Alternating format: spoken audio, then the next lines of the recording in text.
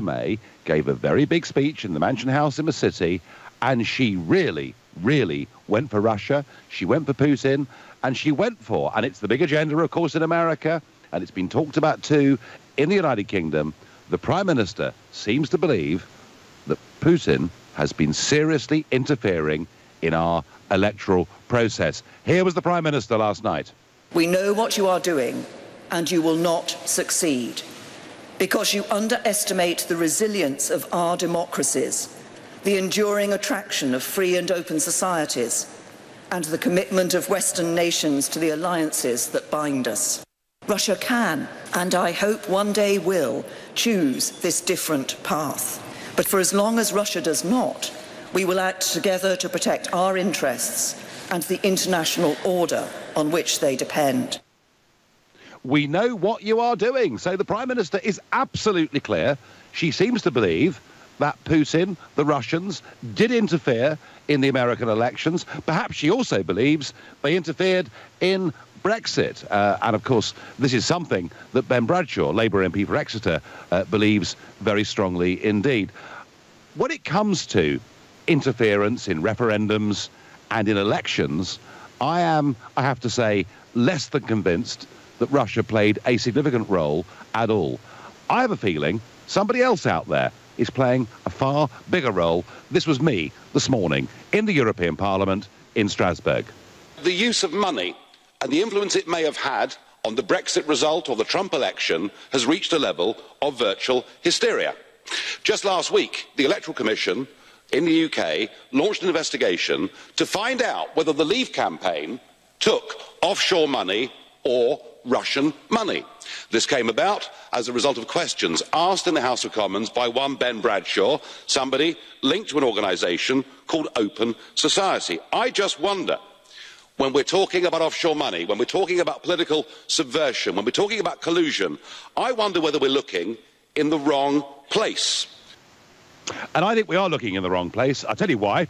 Because there's a man called George Soros out there, and George Soros is a multi-billionaire. He's been one of the most successful fund managers, hedge fund managers in history. He's the guy who the older ones may remember helped to break the bank when Britain was part of the exchange rate mechanism by selling sterling short, and we crashed out of the exchange rate mechanism. He's very, very rich, born and raised in Hungary in difficult circumstances. He's lived in America for most of his life. He is worth a very, very great deal of money. And yes, he has this organisation called Open Society. Now, when I talk about money, let me just tell you how much money George Soros has given to Open Society. He's bequeathed them $18 billion. Yeah, not million, $18 billion. And in terms of influence in the European political process, he already has an office in Brussels with 10 accredited lobbyists. His organisation boasts that they had 42 meetings with the European Commission last year. He has a list of friendly MEPs, and there are 246 of those. And he is very active in fighting against governments in Hungary and Poland. He's a big believer that we're all citizens of the world. He believes in free movement. He supports organisations like the European Union. And I think if anybody is influencing elections and referendums by the use of money and lobbying, it's not the Russians, it's George Soros. But of course, it brings us perhaps to a bigger question. Ultimately, do you think there needs to be more transparency in politics? And I've written today to all those MEPs to say, please tell me, have you or organisations you're part of ever received money from George Soros and Open Society? How many meetings have you had with their lobbyists and representatives? How many times have you met George Soros itself or been to an event at which he's speaking? And I'm asking those questions because they're the questions that are being asked of me every single week apropos Russia. You may have heard. According to some, I'm a person of interest to the FBI. In fact, the Sunday Guardian Observer edition a few weeks ago suggested that I was the centre of a spider's web, that somehow I was the link between Assange, Putin, Trump. I know, for my own part, that it's all rubbish, but I really wonder, you know, I don't think Soros is necessarily doing anything wrong. What he's doing is using his vast wealth, his huge fortune, to use his influence, the political policies that he believes in. But is it transparent?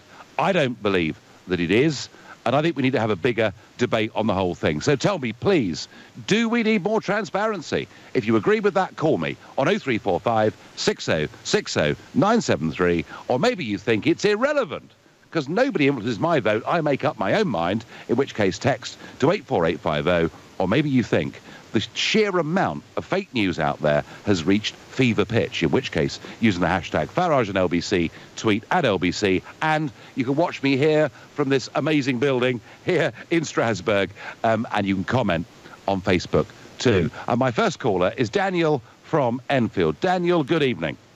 Hello, Nigel. Well, I'm quite concerned, to be honest with you, because there's been news about the Russians with affecting the result of the US elections and helping your BFF get into the White House. Right. Very good. No, very good. Go on.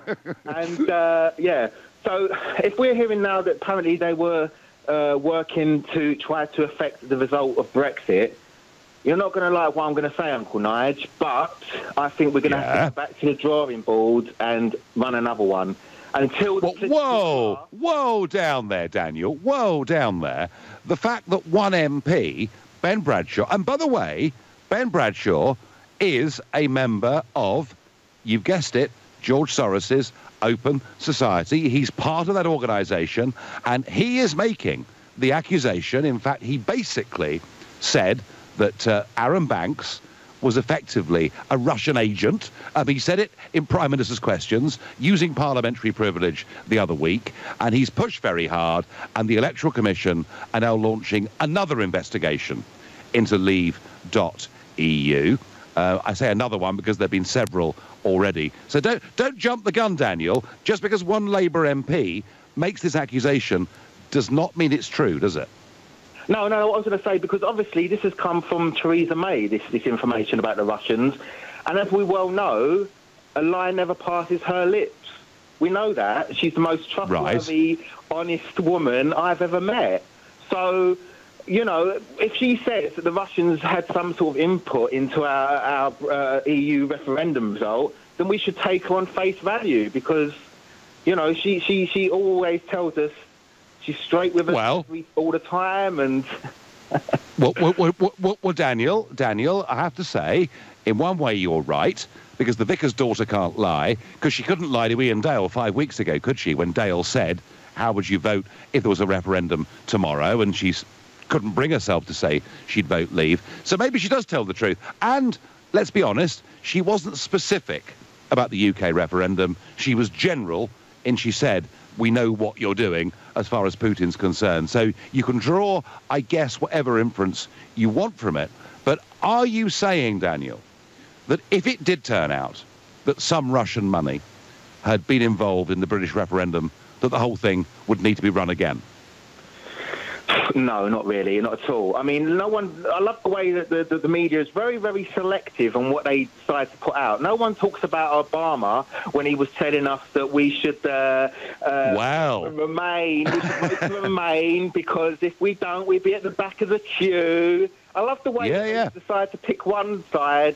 It's an agenda. We can see it. At the end of the day, this is just the powers that be, the people that pull the strings. I mean, this is just propaganda. Let's be brutally honest. You know that. I know that. No, well, Daniel, I was chased, Daniel. I was chased down the corridor last week. I went to the Web Summit in Lisbon, and the New York Times chased me down the corridor as I was leaving to get my plane back to London. And they kept saying, did I think the Russians had interfered in Brexit? And I stopped and said, no. But I tell you what, son, the Americans interfered in Brexit, because Obama came and told us we had to vote to remain. And I wonder, you know, maybe maybe there's nothing wrong with people like George Soros using their money and using think tanks to tell us what we should think. But I think, Daniel, the argument here is transparency. The argument here is we need to know who's spending the money, who's backing the think tanks, who runs the media, who owns it. I think that's what the public deserve, isn't it? Yeah, but we're never going to be told. They tell us what they want us to know. That is it. The system, as we have it right now, is a corrupt system.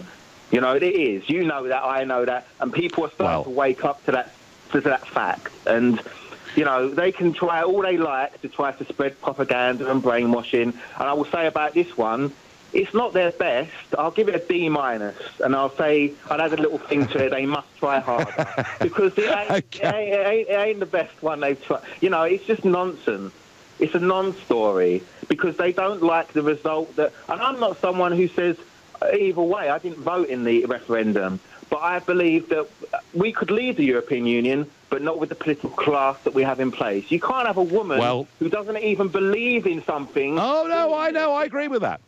Daniel, I agree with that, but that's a separate argument. But we're talking here about money, power, influence. The whole world, including the British Prime Minister, are talking about the Russians. I decided today to lob in George Soros. And when you think that Open Society has been bequeathed 18 billion, I mean, it's just a mind-blowing sum of money. And I was looking at their figures this morning.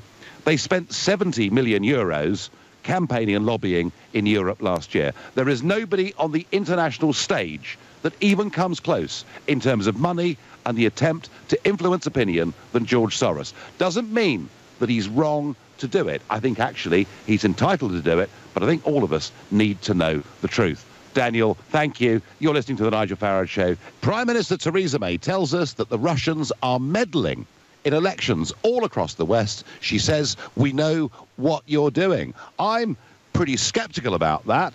But even if they have meddled in elections, I think that is as nothing compared to George Soros's Open Society, because that's where the real big money is. And I'm just saying, I'm not saying Soros is wrong at all.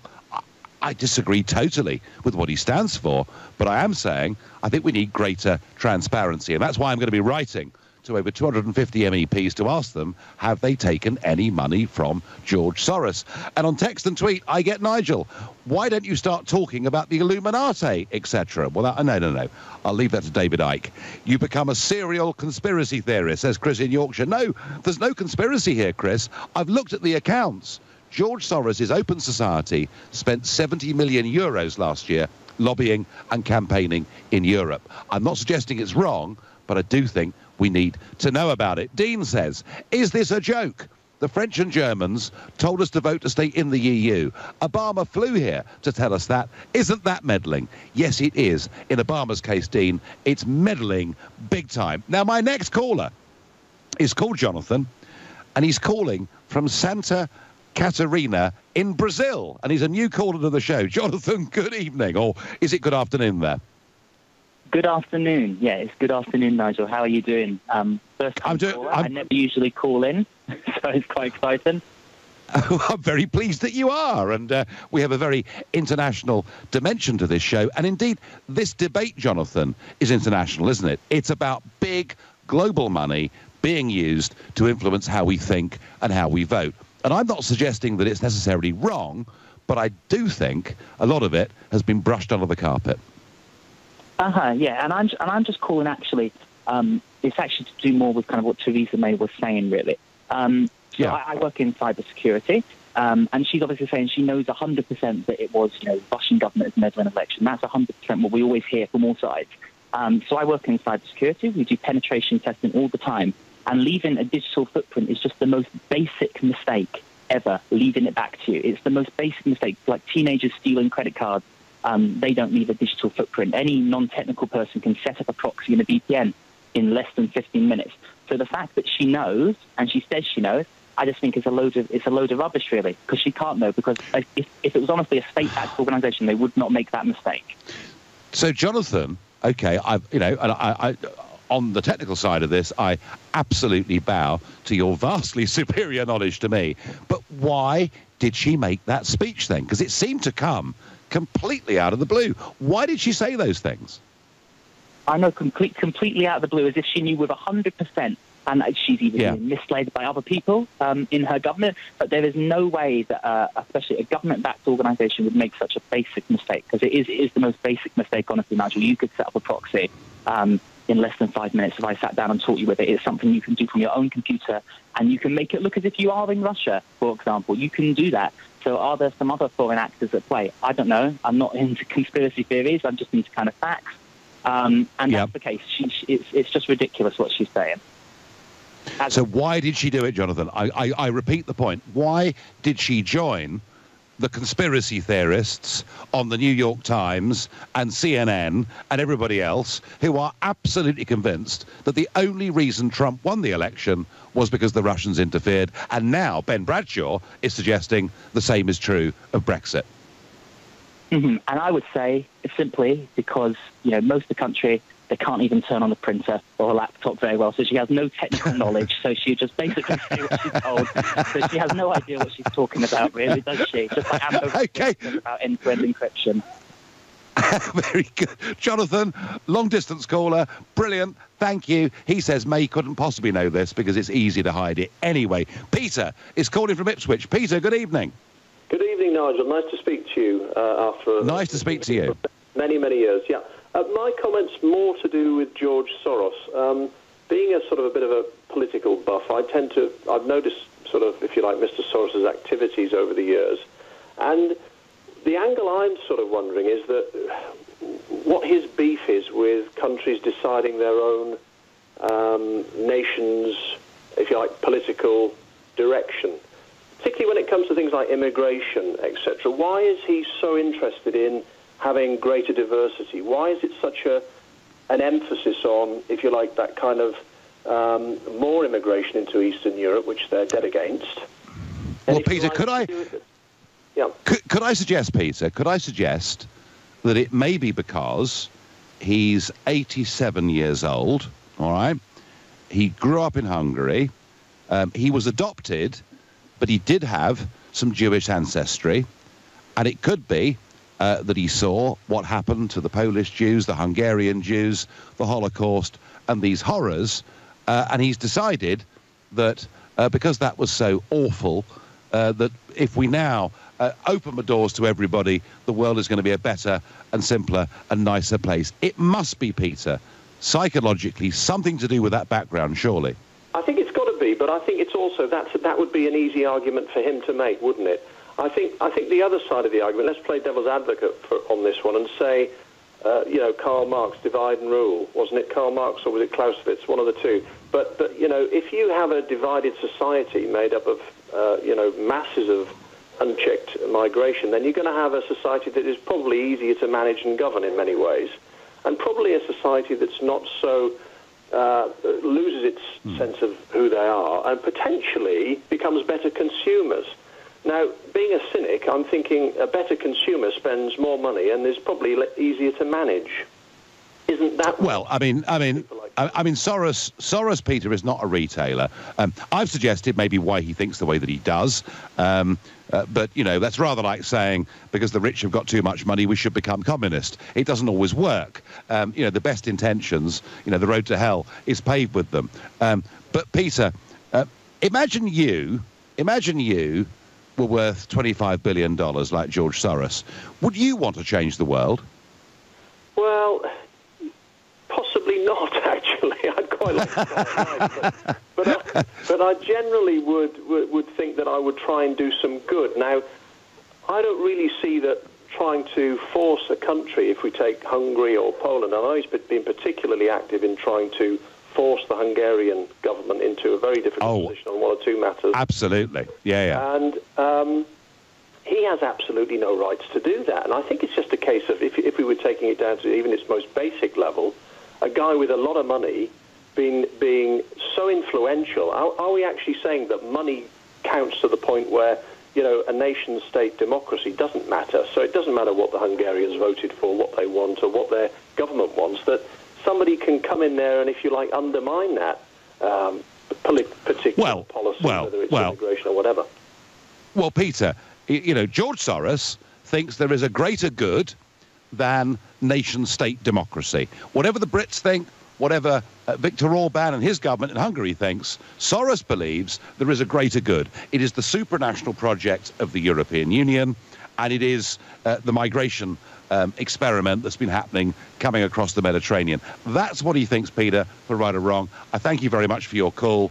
Darren in Bristol is a real cynic. He says, clearly, the political class are trying to push the Putin agenda to try and make an excuse to have another referendum. Oh, Darren, that really is conspiratorial. But you know what? I think I'd rather believe in it. Suzanne says on Facebook, the British public cannot be bought or sold, but it is looking like our MPs can.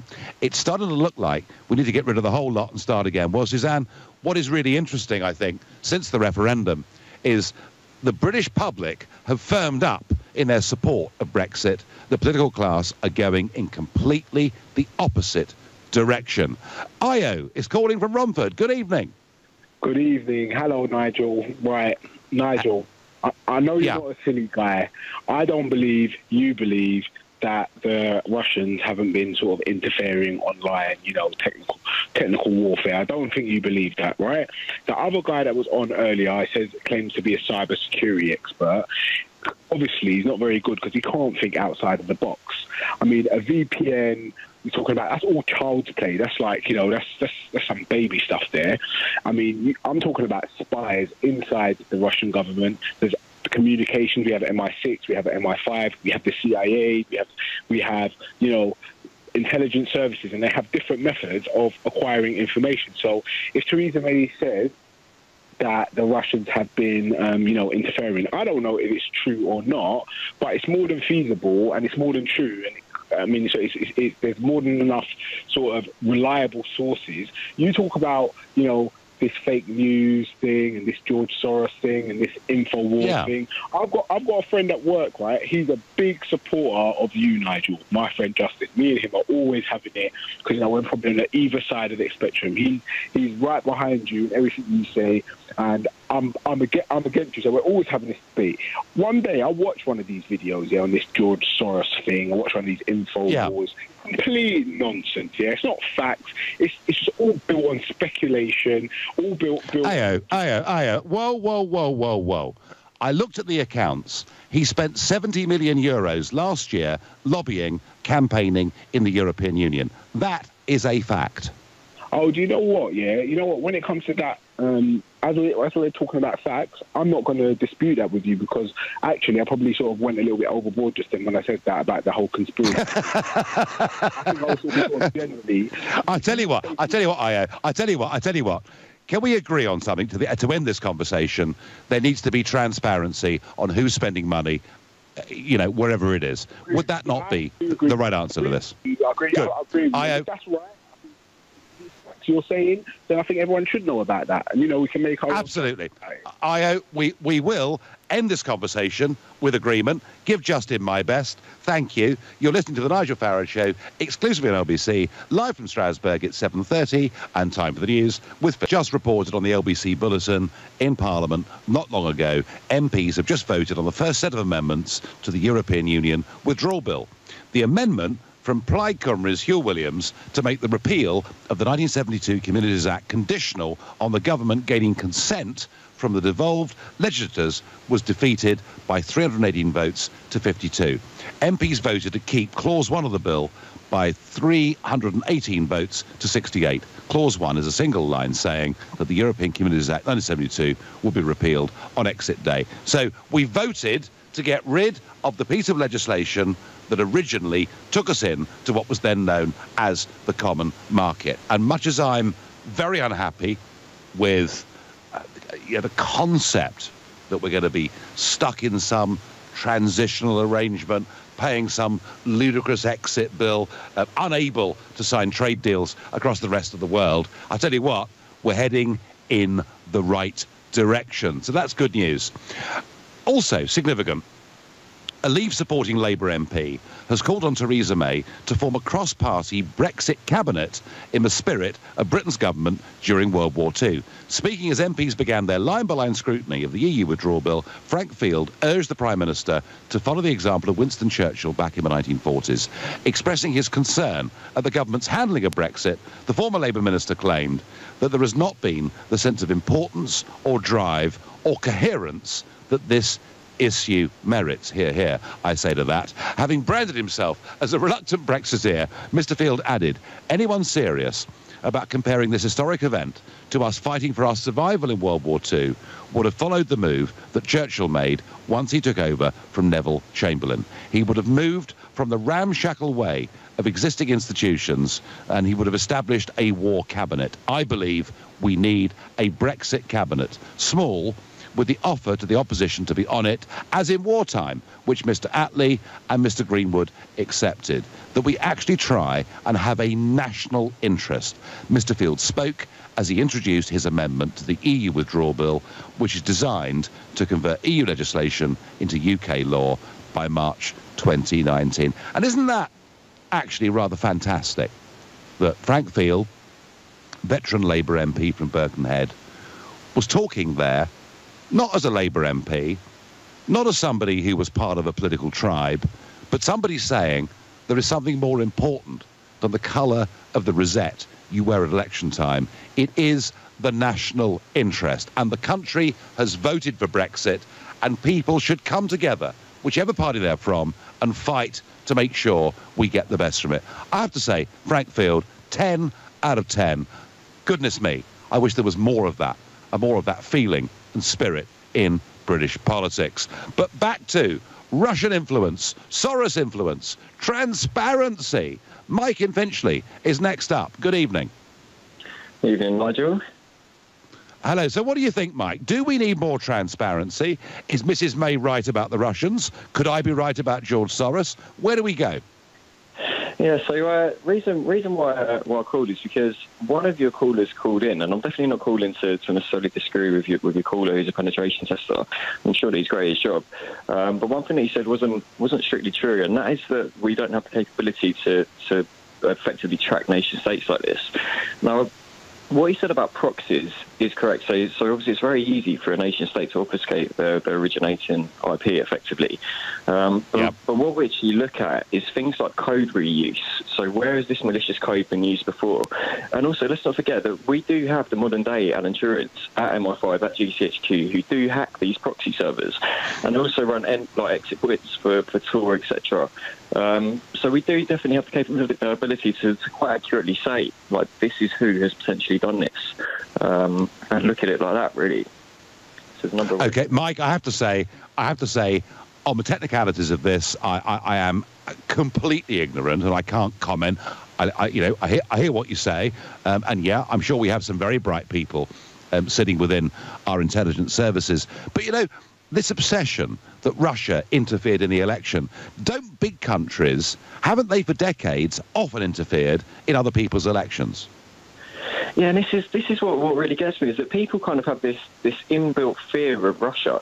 But to think that we don't have similar sorts of capabilities and tools, and let's not forget that when a lot of these leaks come out, a lot of the time they originate from the NSA, not necessarily from GCHQ. So with us in Israel and a lot of other countries, we are absolutely up there with the superpowers of the world, without any doubt whatsoever. But I think that Russia clearly have done quite a good job with propaganda. I think there's like I said, an inbuilt fear of Russia, whether that's on a cyber perspective or a physical perspective. And from that, it does leave people feeling worried. But even now, I've just seen some of the propaganda that Russia have put out. And they've actually put out a simulator saying that it's evidence of a US-led extraction, ISIS extraction. And it's just not true. Someone's identified the picture that they put out as evidence of the game. So, yes, it's interesting. Mike, it may prove that Russia had some influence in the American election. I'm not sure that it will. I mean, everyone's obsessing about $100,000 that was spent advertising on Facebook. And the point I was trying to make this morning, Mike, is that George Soros' organisation spent 70 million euros, $90 million, and that perhaps we're looking in the wrong place. That was the point I was trying to make this morning. Yeah, and it's definitely something that should be looked at. I mean, look, we do need more transparency on where areas are getting funded, and whether that's propaganda from Russia or from anybody, really. I think that 100% it's a key point to make and a very, very important issue, absolutely. Yeah, absolutely. Mike, thank you ever so much for your call. I get by text, whether we like it or not, businessmen influence the way our country is run. Soros made billions from short-selling sterling. We should use these people more often to help run the country, says Ollie. Well, he is trying to run the country, Ollie. He's trying to run the Western world. That's the argument I was making this morning. It doesn't make him a bad person, but surely we need to know about it. I wonder what Mohammed in Oxshott thinks about all of this. Good evening, Mohammed. Hi, good night. First of all, I agree. I've got a real... Mohammed, this line is dreadful. What we're going to do is we're going to get this redialed and get you back after the break. But my next caller, well, I recognise that name. I know who he is. His name is Lembit Opik. He's a former Liberal Democrat Member of Parliament, and he's there in Glastonbury. And he's a friend of mine. Lembit, how are you? Good evening, sir. I'm very well. What about you, sir? I'm fine, Lembit. I'm fine. I'm trying to bring some balance to what I see. You're just gloating. You're gloating because you got your first Parliament tonight. Well, I know I did, but in a minute we'll do that. But no, I mean, I hear all this stuff about Russia, all right? And it goes on and on and on. And I read The Observer every Sunday to see... apparently my incredibly close links with all of Russia. I mean, maybe I drank a vodka once or something. I've no idea. But Lembit, what I'm not seeing is an open, honest debate about George Soros's open society. And I'm trying to give us a bit more of a balanced conversation. But there's all kinds of... well, I admire and wouldn't for a moment question your willingness and your eagerness to do that about Mr. Soros. I put it to you, there are two slight ironies in this. First of all, I'm in Glastonbury. I work with a motorcycling magazine here, but it couldn't be more British. This is Avalon, where I am, Nigel, probably less than a mile from the source. So I'm surrounded by people who probably did support, in massive majority, a Brexit. But the second point here's the big one, and I'm really going to ask you a question, but you can always throw it back at me.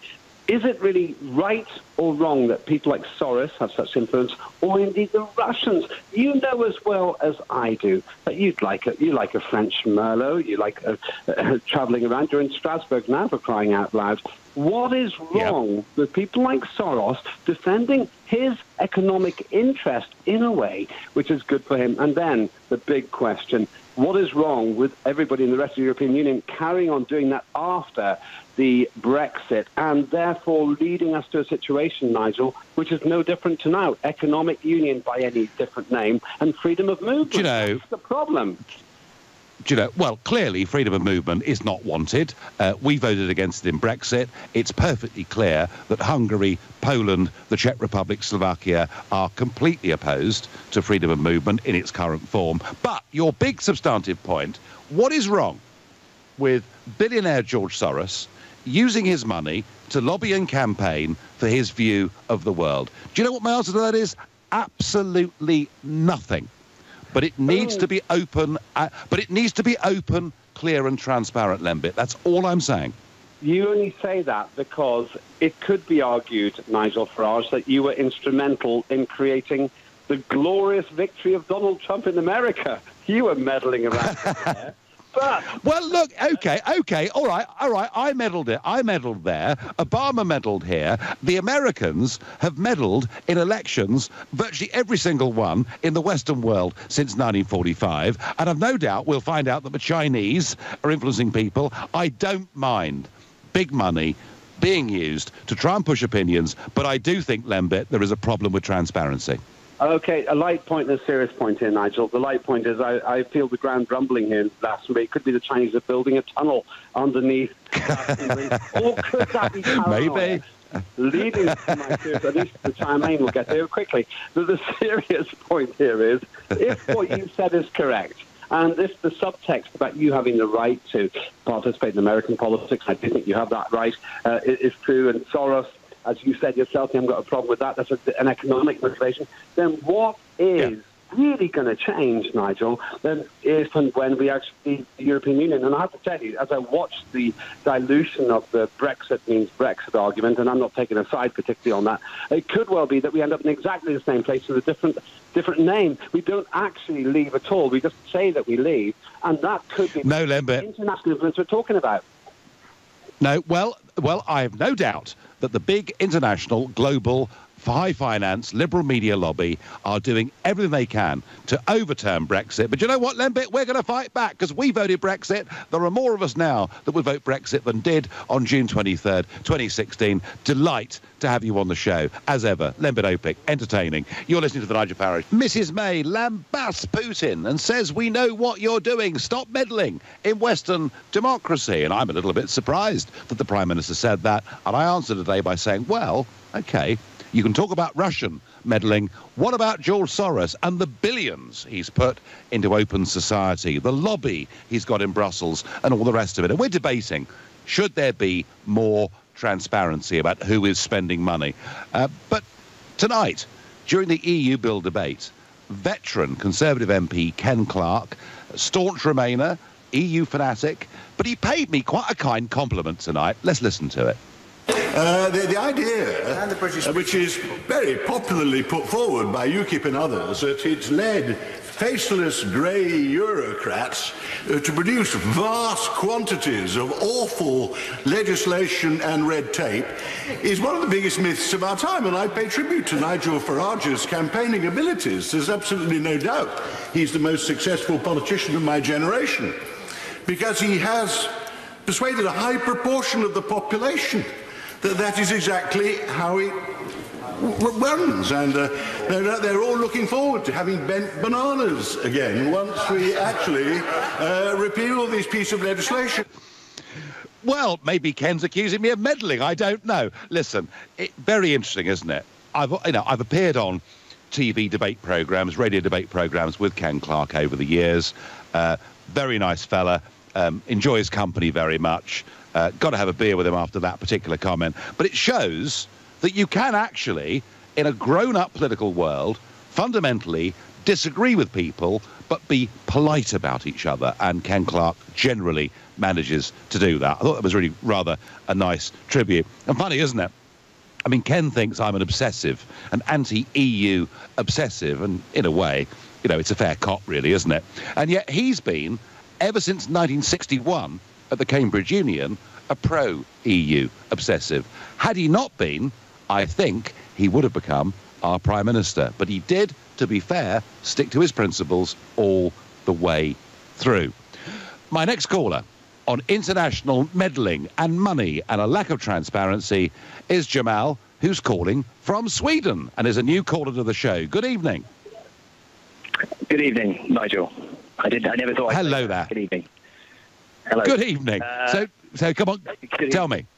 Well, I think for me, I'm interested because I think there was a caller that was on before who asked you the question, or no, he didn't ask you the question, but he said that, and I stand by him, that I know for a fact, I can say that, I know for a fact that you don't actually, stand with what you're saying on this radio show, because you're saying, and you're trivializing what Theresa May said yesterday to kind of distract people from, the core issue. And the core issue is that there is large, substantial data and files, court papers proving that Russia has been meddling, with the democratic process in the United States. Now, I think when you make these, assumptions or you speculate, I think the topic isn't what George Soros is doing. I don't think we need to be having that discussion just now. I think we need to be having the discussion of whether Russia did actually meddle with Brexit. Because I can't trust you, Nigel, because you did meddle. You did start a national referendum, got people riled up by using the right language, appealing to the right kind of people that were lost, tired. Well, what about the truth? What about the truth? What about the truth, Jamal? Hang on. For nearly 50 years, the British people have been told, don't worry your poor little heads. We're just part of a trading arrangement. It won't affect your sovereignty or lawmaking. And as it turned out, the whole thing was a blooming great lie from day one. And I, Jamal, and you can disagree with me, and that's fine. That's democracy. I took the view as a businessman that something needed to be done about it. Not because I dislike Europe. I don't. I never have and I never will. But because I believed we should make our own laws in our own country. Okay, I respect that. And you said that you decided as a businessman to go in and make a difference, yes? To make a change. Is that correct? Yes. Is that fair? Yes, I did, yeah. And that's exactly what George Soros decided to do. He started up the Open Society project in 1979. So I don't understand how you're criticising someone that decided to do the exact you did. I think you've misunderstood me tonight. I have not been criticising the fact that George Soros wants to use his wealth and influence to push his agenda. What I am saying is ludicrous, is that people like you come on the phone to me and suggest the Russians somehow had some massive influence in the American elections or perhaps even Brexit. And I know how much of this is rubbish because of so much of this that's been directed at me. You know, I'm a person of interest to the FBI. I mean, and all this baloney that somehow I'm the centre of the spider's web. I'm the man that links Trump, Bannon, Assange. I promise you, you know, cross my heart, Jamal, it's all a load of old baloney. But even if there was a degree of Russian interference in some way across the West over the last few years, all I'm saying is that Soros's influence was bigger, and I'm only calling for a bit more open transparency about what is being spent and why. And I think that's a reasonable point of view, don't you? I think for me, as you know, I'm calling from Sweden. I live in Sweden. And you're talking about transparency, yes? In England, we have something, as we know, the Data Protection Act, right? We have a very different, approach and a very different look at data and information. Talking about transparency, why not look at changing the laws within our own country, back home in the UK? Because in Sweden, they have something here known as offentlighetsprincipen, and this is that all information, whether it's public or private, should be made available as long as it's not interfering. For instance, my mobile number is on national records, but anybody can Google. My home address you can find anywhere on the internet. So when you talk about transparency, right, you're saying no matter how little or how big Russia played, the fact is they played a part, Nigel. And I think that's the discussion. Well, maybe they did. Jamal, maybe they did, maybe they didn't. All I can promise you is that as far as I'm concerned, everything people say is a complete load of old nonsense. But I thank you for your point of view, for your call, and making the fact that in many ways Sweden is far more transparent than we are. Hi, Nigel. Why no mention of Aaron Banks alongside George Soros when it comes to spending money on elections, says Lee in Blackheath. Well, you're right. Aaron Banks did spend his money. And why shouldn't he spend his money? As do people on the other side of the argument. I don't mind money being spent. It needs to be transparent. But it is simply crackpot to suggest that the Russians have influenced the West in a big way, and not to mention the fact that George Soros has done far, far more than the Russians have ever done. Doesn't make him a bad person, but it needs to be open and it needs to be talked about. You've been listening to the Nigel Farage Show.